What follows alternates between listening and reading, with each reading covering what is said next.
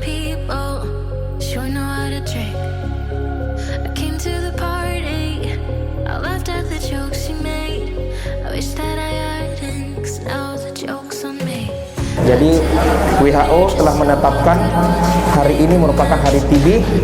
Jadi sebenarnya edukasi ini akan terus-menerus akan kita dapat. Namun ada hari TB ini itu untuk bagaimana caranya memberikan edukasi kepada pasien-pasien tentang bahaya kuman tuberkulosis. Ya, nomor 2 ternyata Indonesia. Jadi kuman TB terlalu banyak di Indonesia. Yang paling pertama itu di Cina.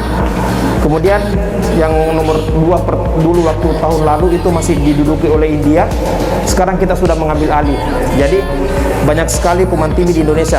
Itu sekitar peringkat kedua. Mungkin kalau Olimpiade kita mungkin merasa bangga, tapi kalau kuman TB, waduh, miris sekali kita lihat di Indonesia. Jadi kenapa kuman TB ini sangat penting untuk memberikan edukasi kepada seluruh masyarakat. Nah, kemudian ada resiko-resiko yang bisa menyebabkan juga terjadinya kuman tuberkulosis itu perokok. Jadi kenapa disebutkan perokok sebagai faktor resiko terjadinya kuman TB ini?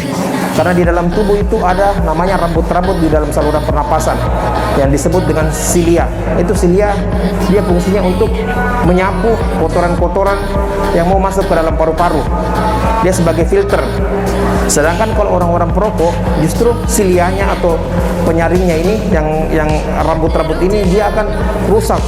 Jadi kuman, walaupun bukan kuman TB, kuman apapun itu gampang sekali masuk ke dalam saluran pernapasan yang bisa mengakibatkan terjadinya terinfeksi TB. Jadi pentingnya untuk kita berhenti merokok, apalagi kalau ada kita bisa edukasi ke keluarga-keluarga untuk berhenti. Pentingnya untuk berhenti merokok. Dan orang yang tinggal yang perumahan padat, jadi orang yang rumah-rumahnya yang padat, yang berdekatan, yang sirkulasi udaranya tidak bagus, kemudian sinar mataharinya kurang, pencahayaan masuk ke dalam rumah itu kurang, itu juga bisa berpotensi. Karena kuman TB dia bisa hidup di dalam ruangan bisa 6 bulan. 6 bulan itu kumannya. Kalau dia tempatnya yang lembab, kemudian ada tidak kena matahari dan sirkulasi udara yang tidak bagus.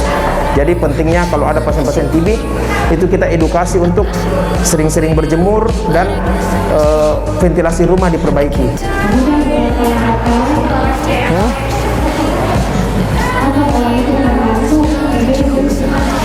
Tadi asma ya? Atau tidak ada penyakit asma tak? Poso ya, oke nanti ya. Iya. Gejala gangguan respirasi atau gangguan paru itu biasanya memang sesak napas, sakit dada sama batuk.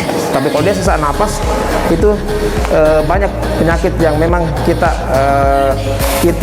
pikirkan. Nah, terutama memang pasien asma. Biasanya kalau pasien asma biasanya dia ada riwayat alergi, ada penyakit gastrointestinal.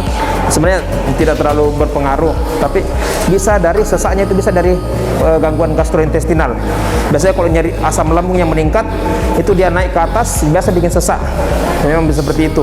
Jadi pentingnya kita bisa pilah sesaknya bisa karena di paru-paru atau di luar paru. Nah, jadi biasanya kalau dia di luar paru biasanya sering pasiennya sendawa atau sampai buang air besarnya bisa berwarna hitam atau kecoklatan. Itu kemungkinan besar dari gastrointestinal atau saluran pencernaan, bukan di saluran pernapasan. Kalau dia saluran pernapasan berarti dia bunyinya bunyi begitu kalau dia bernapas.